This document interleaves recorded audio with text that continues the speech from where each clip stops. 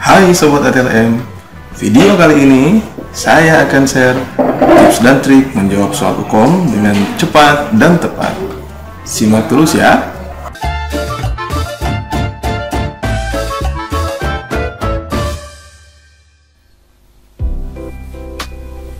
Oke, tips dan trik menjawab soal hukum dengan tepat bagi teknologi laboratorium medis.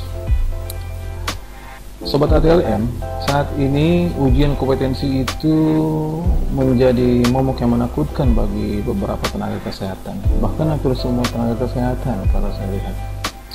Akhirnya tenaga kesehatan tanpa hukum itu bagai sayur tanpa garam, kurang sedap. Asik. Pemerintah saat ini juga telah mengatur pelaksanaan hukum ini dalam berbagai peraturan-peraturan yang dijadikan sebagai dasar hukum pelaksanaan hukum. Salah satunya adalah Undang-Undang Nomor 36 Tahun 2014. Undang-undang ini mengatur tentang tenaga kesehatan,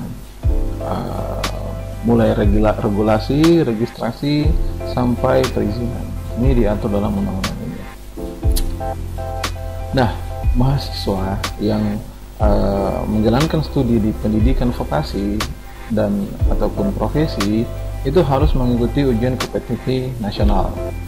Ini dituangkan dalam pasal 21 ayat 1 undang-undang tadi.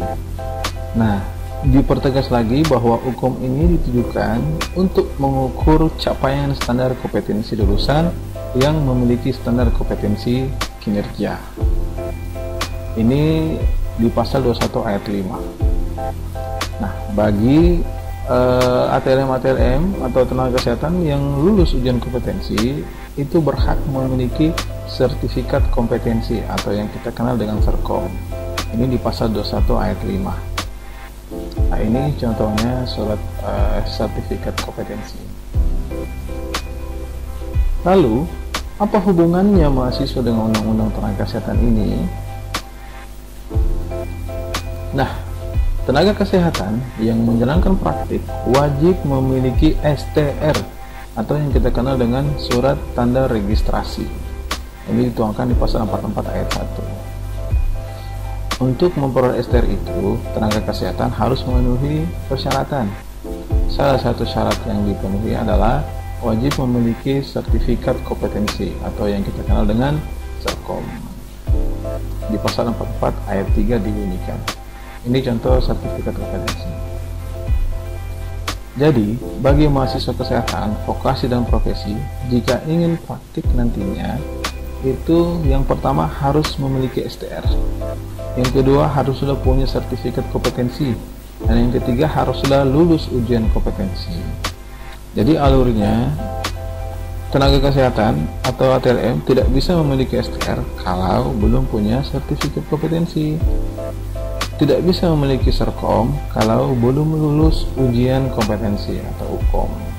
Ini berlaku bagi pendidikan vokasi, contoh seperti jenjang diploma D3, D4, S1 tidak masuk dalam pendidikan vokasi, dan juga jenjang profesi seperti nurse, apoteker, kedokteran,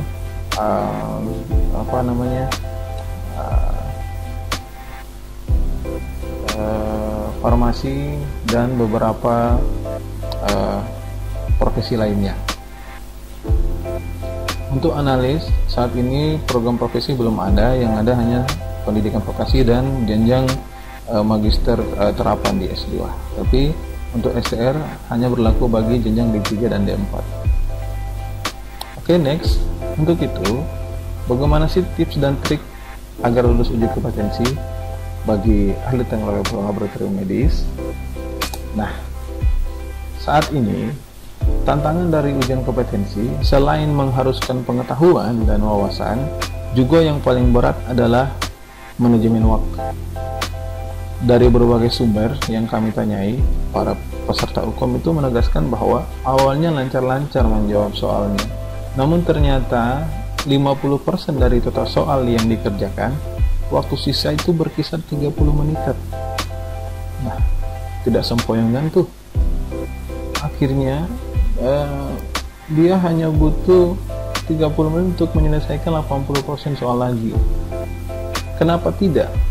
coba bayangkan jumlah soal keseluruhan soal hukum itu berjumlah 180 soal, sedangkan waktu yang diberikan untuk menyelesaikannya adalah 180 menit. Artinya kita butuh 1 menit untuk menyelesaikan satu nomor. Keteteran kan? Bahkan untuk batas nilai lulus itu bagi ATLM itu batas lulusnya itu 44,5. Artinya kita butuh 80 benar dari total 180 soal agar bisa lulus hukum. Maka dari itu kita perlu tips untuk menjawabnya agar waktunya tidak keteteran. Yuk kita simak tipsnya. Tapi bagi kalian yang belum subscribe, silakan klik tombol subscribe-nya ya. Oke, tips dan trik untuk menjawab dengan cepat dan tepat. Yang pertama adalah kita harus tahu jenis soal hukum. Yang kedua, setelah mengetahui jenis soal hukum, kita harus tahu bagaimana struktur soal hukum. Setelah tahu struktur soal hukum, kita harus bisa mengidentifikasi keyword yang ada pada soal. Ya. Coba kita lihat satu-satu. Yang pertama, soal hukum itu dibagi menjadi 2 jenis. Yang pertama adalah recall, yang kedua adalah reasoning. Nah, soal recall itu adalah jenis soal yang dijawab dengan menyebutkan saja. Jadi biasanya soalnya ini apa namanya? Sebutkan yang dimaksud dengan ini. Apa nama tahapan ini? Nah, biasanya seperti itu kalau recall. Kalau reasoning itu adalah jenis soal yang dijawab dengan cara dianalisa dengan menghubungkan berbagai pengetahuan yang ada. Jadi dia untuk menjawab opsi benar, kita harus menganalisa dengan mencampurkan berbagai sumber referensi pengalaman pengetahuan agar bisa menyempurnakan jawaban benar. Seperti itu bedanya. Untuk perbandingan keduanya tentunya waktu yang dibutuhkan akan sangat lebih lama di reasoning daripada recall, sehingga memang butuh trik. Coba kita lihat bagaimana contohnya. Ini contoh soal recall. Histoteknik merupakan rangkaian tahapan untuk membuat preparat histologi. Perendaman pada larutan silol selama 2 jam dengan 2 kali perlakuan. Pertanyaannya, tahap apa yang terjadi pada proses tersebut? A. Dehidrasi, B. Impregnasi, C. Parafinisasi, D. Pengecoran, E. Pembeningan. Nah, soal seperti ini identik sekali dengan recall. Salah satu tandanya adalah nih, dia hanya menanyakan tahap apa dan dengan didorong dengan soal pernyataan di atas. Dia hanya menjelaskan itu. Jadi kita harus menjawab sesuai dengan apa yang ditanyakan. Hanya disuruh apa itu. Seperti itu. Bisa dipahami kan? Ya. Coba kita lihat soal reasoning. Ini contoh soal reasoning. Sampel darah seorang pria telah dilakukan pemeriksaan darah dan diperoleh hasil sebagai berikut. HB10, RBC 3,2, HCT 30, MCV 75, MCH 20, MCHC 25. Pertanyaannya, apakah jenis anemia pada kasus tersebut? A. Anemia mikrositik normokrom, B. Anemia mikrositik hipokrom, C. Anemia makrositik hipokrom, D. Anemia makrositik hiperkrom, atau E. Anemia normositik normokrom. Nah, ini berbeda dengan soal recall tadi. Soal reasoning ini sangat kental dengan analisis. Jadi kelihatan dari pernyataan soalnya, pertanyaannya, apakah jenis anemia? Jadi pertanyaan ini kita tidak bisa langsung menjawab karena butuh berbagai sumber referensi dan analisa dari berbagai data ilmu yang kita punya untuk bisa menjawab. Contohnya kita harus tahu dulu nilai rujukan dari berbagai parameter ini. Juga kita harus tahu anemia itu dengan 10HB10 apakah kategori anemia. Kita harus tahu nilai rujukan berdasarkan jenis kelamin, dan kita harus tahu aspek interpretasi dari nilai-nilai rujukan jika rendah ataupun tinggi, sehingga kita bisa memilih jawaban yang paling benar. Bisa dipahamkan? Ya, seperti itu perbedaan recall dan reasoning. Selanjutnya yang kedua, kita harus tahu struktur dari soal hukum. Coba kita cek. Yang pertama strukturnya adalah vignette, yang kedua adalah lead-in, yang ketiga berisi option. Vignette itu adalah narasi awal dari soal, itu biasanya berisi tentang data, berisi data, studi kasus, studi keilmuan, laporan penelitian, atau laporan kegiatan yang ditulis menjadi narasi di awal soal. Nah, kalau lead-in adalah soal atau pertanyaan, kalau option adalah pilihan jawaban. Oke, kita lanjut. Bagaimana sifat-sifat dari setiap struktur tadi? Ini menjadi penting. Kenapa? Karena dengan mengetahui sifatnya, kita bisa tahu bagaimana kita mengidentifikasi keywordnya nanti. Kalau kita tidak tahu sifatnya, kita tidak bisa tahu keywordnya terletak di mana. Coba kita cek. Vignette. Vignette itu biasanya disusun piramida terbalik. Di awal paragraf itu adalah pernyataan umum, nanti diteruskan diakhiri dengan pernyataan khusus. Akhir dari paragraf ini memuat gambaran yang spesifik. Ingat ya, gambaran yang spesifik. Jadi semakin ke bawah, semakin panjang kalimatnya, maka dia akan memunculkan data yang semakin spesifik di vignette-nya. Contohnya nih, sampel darah seorang pria, ini masih umum, telah dilakukan pemeriksaan darah, mulai kerucut dan diperoleh hasil sebagai berikut. Nah, dia mulai memaparkan datanya. Ini semakin kerucut, HB-nya 10, herbisi 3,2, HCT 30, MCV 75, MCH 20, MCHC 25. Ya, seperti itu modelnya. Piramida terbalik. Coba kita lihat bagaimana sifat-sifat lead-in. Lead-in itu mengandung kalimat tanya, non kecuali, tidak pakai kecuali, tidak berisi yang bukan, titik-titik, termaksud yang tidak termaksud. Nah, itu bukan lead-in soal hukum. Itu lead-in di soal-soal misalkan UTS dulu kita, UAS, atau soal-soal ujian nasional SMA, biasanya seperti itu. Karena soal lead-in begitu sangat mudah untuk kita menjawabnya.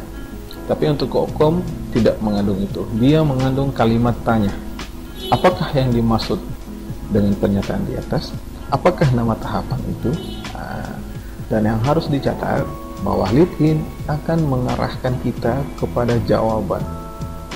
Jadi harus jeli membaca lead-in. Nah, selanjutnya lead-in itu bersifat tertutup. Jadi kita perlu membaca vignette untuk bisa menjawab soal. Biasanya itu berbagai jenis soal di ujian-ujian yang lain.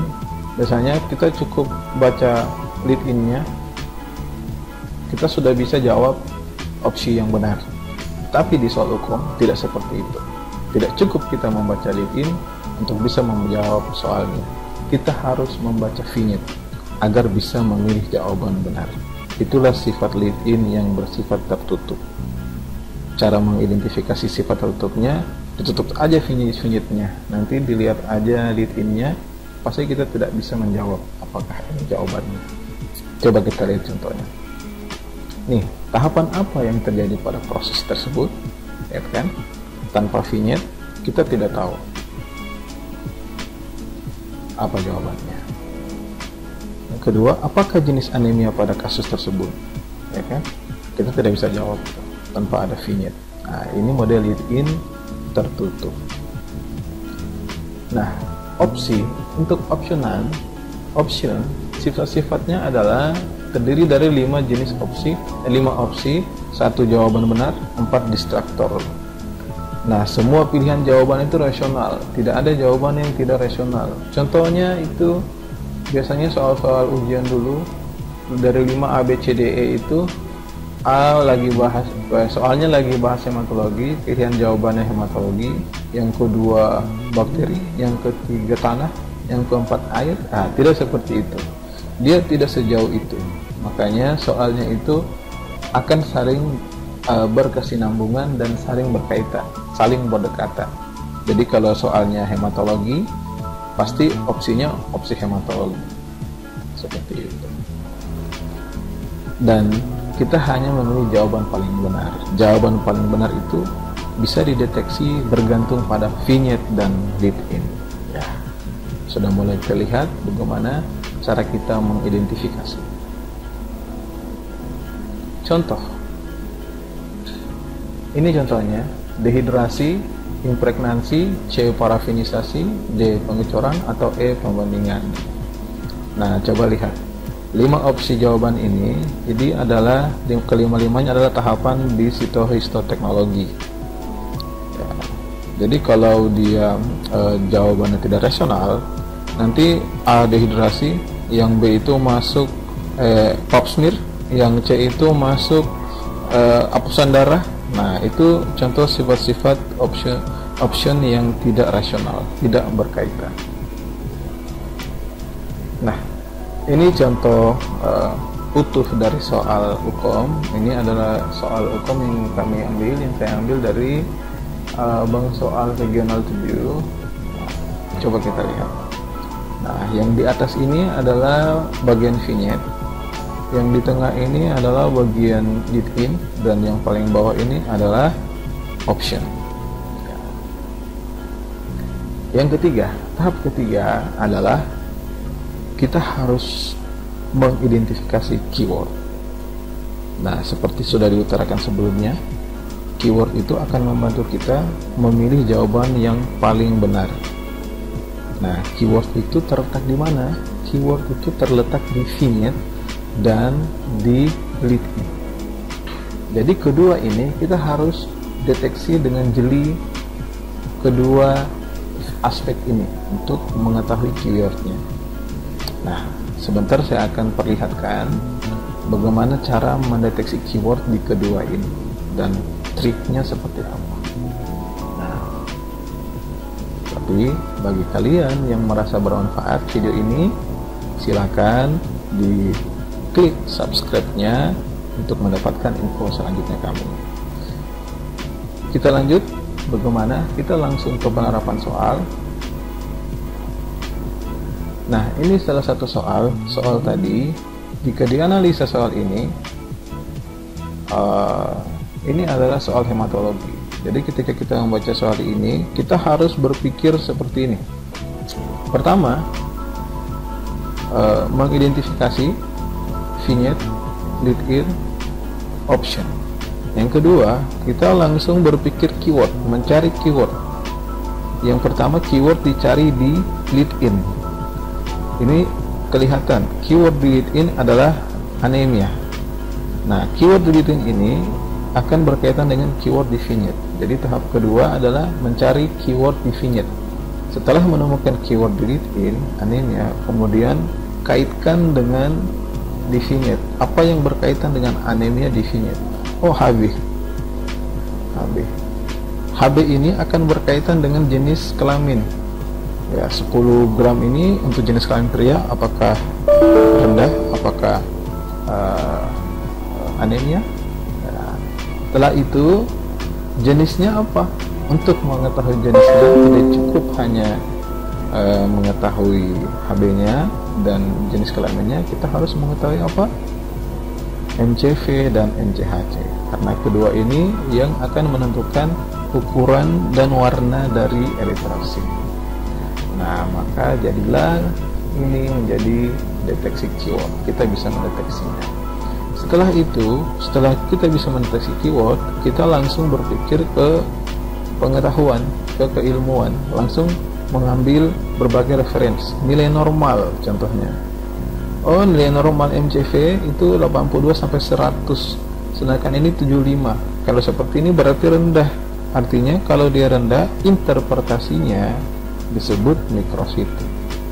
Begitu pula nilai normal MCH 26 sampai 34 dan MCHC itu menunjukkan hasilnya rendah. Kalau rendah ini berarti warnanya kurang atau dikenal dengan interpretasinya dikenal dengan nama hipokrom. Jadi dengan seperti itu kita bisa menganalisa bahwa jawaban paling benar adalah anemia mikrositik hipokrom. Oke, mudah kan? Kalau gitu kita ulang di soal kedua. Nah, contoh soal kedua. Histoteknik merupakan rangkaian tahapan untuk membuat preparat histologi, perendaman pada larutan silol selama 2 jam dengan 2 kali perlakuan. Tahap apa yang terjadi pada proses tersebut? A. Dehidrasi, B. Impregnansi, C. Parafinisasi, D. Pengecoran, atau E. Pembeningan. Nah, dari ini kita bisa mempraktekkan tuh cara tadi. Pertama, lihat keyword di lead-in. Oh, dia tanya tahap apa? Kemudian kaitkan di vignette. Oh, di vignette ini tahapan. Dan tahapan yang lagi dibahas adalah perendaman pada larutan silol. Nah, lead-in yang kedua adalah larutan silol. Ya.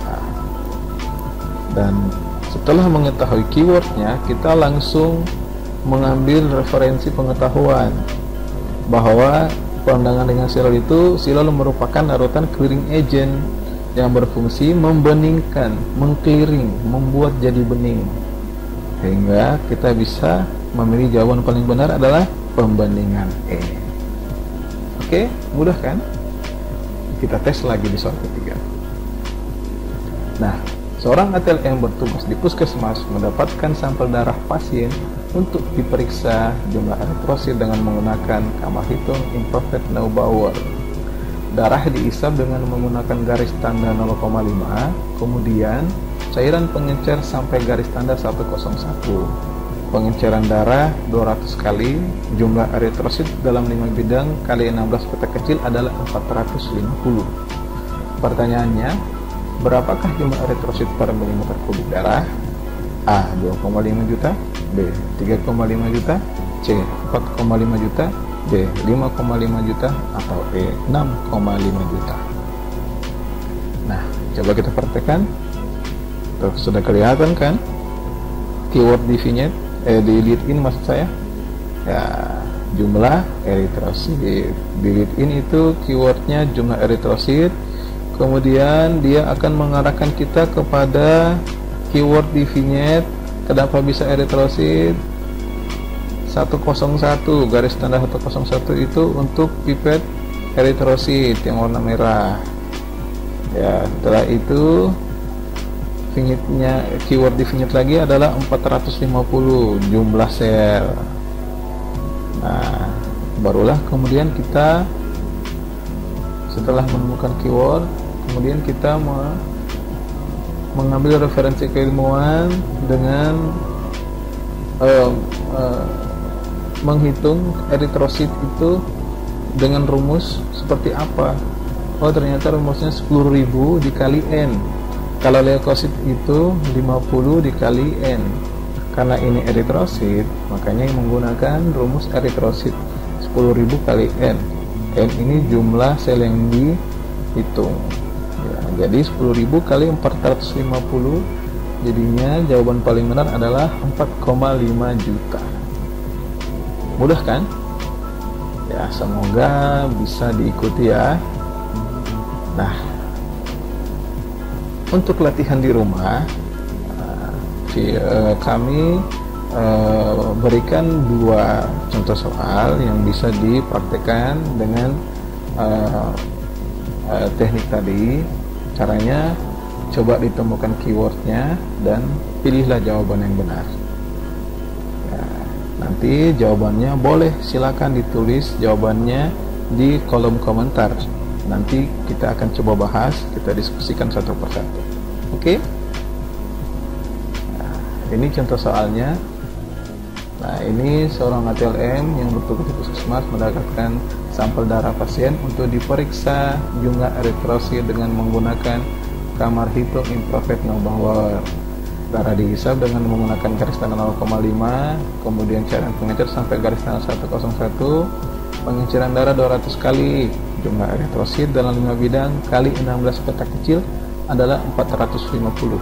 Pertanyaannya, apakah nama larutan pengencer yang digunakan pada prosedur tersebut? Coba lihat nih, vignetnya sama kan dengan soal nomor 1 tadi, soal sebelumnya ya, nomor berapa sih, 1 atau 2 ya, sama kan. Nah, ya, sengaja saya beri contoh soal ini karena terkadang satu vignette itu bisa menjadi beberapa soal, bisa menanyakan beberapa hal. Di soal UKOM itu seperti itu, satu vignette dia bisa targetnya menanyakan tentang prosedur, satu vignette menanyakan tentang K3-nya, satu vignette menanyakan tentang alat dan bahannya. Nah, seperti itu, media dan reagensianya. Nah, ini fokus kepada media dan reagensianya. Apakah A larutan tut, B larutan HM, C larutan Reisecker, D larutan natrium klorida, atau E larutan aluminium oksalat. Ya, ini contoh soalnya, silakan coba di deteksi, coba dilatih di rumah, atau bisa di skip, atau maksud saya di pause, jangan di skip ya, maksud saya di pause dan coba dijawab. Ini soal latihan kedua, nomor 5. Seorang ATLM bertugas di laboratorium rumah sakit A melakukan pemeriksaan darah dengan menggunakan alat hematologi analyzer. Hasil pemeriksaan darah diperoleh error eritrosit dan timbul tanda dari flat pada histogram. ATLM kemudian melakukan koreksi dengan evaluasi darah tepi. Hasil pemeriksaan dengan biasa terlihat eritrosit berwarna biru pada mikroskop. Apakah yang menyebabkan hal itu terjadi? A. Buffer yang terlalu alkalis. B. Pencucian yang terlalu lama. C. Hapusan darah yang terlalu tipis. D. Kaca objek yang digunakan kotor. Atau E. Jembatan pewarnaan yang tidak stabil.